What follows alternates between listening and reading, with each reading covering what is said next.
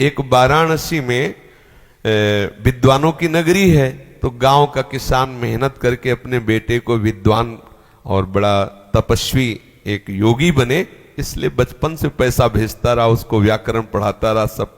और बेचारा किसान था पर बहुत भक्त था, प्रतिपल नाम जप करता। अब बहुत वर्षों बाद उसका जब पुत्र आया तो उसने अपने घर में देखा तो देहात का सब हे भावना हुआ कि मेरे माता पिता क्या, मतलब ऐसा। तो माँ ने कहा पिता तो यमुना पार खेत में, वो मड़नी देहात में कहते गेहूं की जो फसल परिपक्व हो जाती है उसमें जो दाने निकाले जाते हैं तो पहले बैल से निकाले जाते थे, ऐसे फैला दिए गए, ऊपर बैल चला दे, वो कई दिनों में 15-20 दिन में फिर कहीं वो भूस और गेहूं अलग अलग हो। अब तो 1 घंटे में वो थ्रेशर में पहले सब नहीं था, तो उसे देहात में मड़नी कहते थे, बैलों के द्वारा उसे कचरा के फिर अन्न निकाला जाता। तो उन्होंने कहा कि फिर पिताजी को सूचना कर दो कि मैं आया हूं। तो उनका बच्चा सूचना करने के लिए तो हमें दूसरी तरफ से जाना पड़ेगा और सीधे तो सामने ही है, और उनको तैरना आता है, मुझे तो तैरना आता नहीं। तो या तो तुम बोले नहीं मैं क्यों जाऊं, आप चली जाओ, लेकिन मैं योग सिद्धि जानता हूं। और उन्होंने मंत्र पढ़ करके राख दिया कि आप डालना, आपको मार्ग मिल जाएगा। और ब्रह्मचर्य तपस्या व्याकरण सब पढ़ लिख के ऐसा किया। गई तो उन्होंने कहा कि पुत्र आया हो, तो बड़े आनंदित हुए। तो कैसे आई, तो उनका उसने राख पढ़ के दी थी।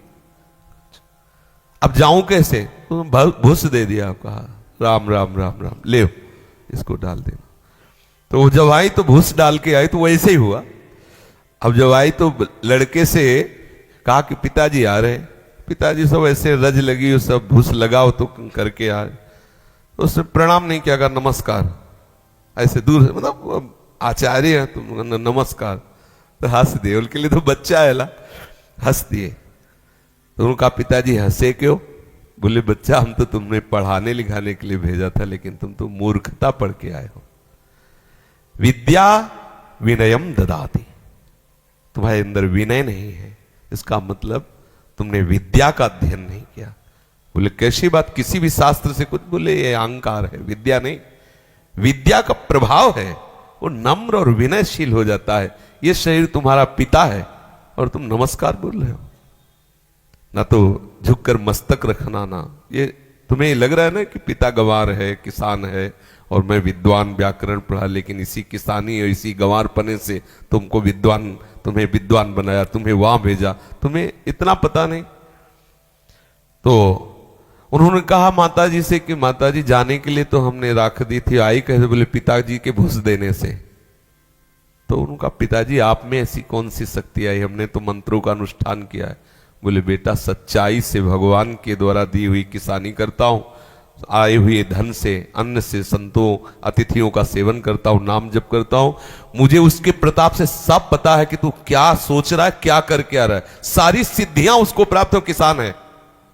श्री रैदास जी महाराज माला लेके कभी नहीं बैठते थे, वो अपने कार्य में रहते थे। उनके चरित्र को पढ़ लो, बड़े बड़े सिद्धों के भी दिमाग ठंडे कर दिए अपनी सेवा पद्धति से, अपनी सेवा।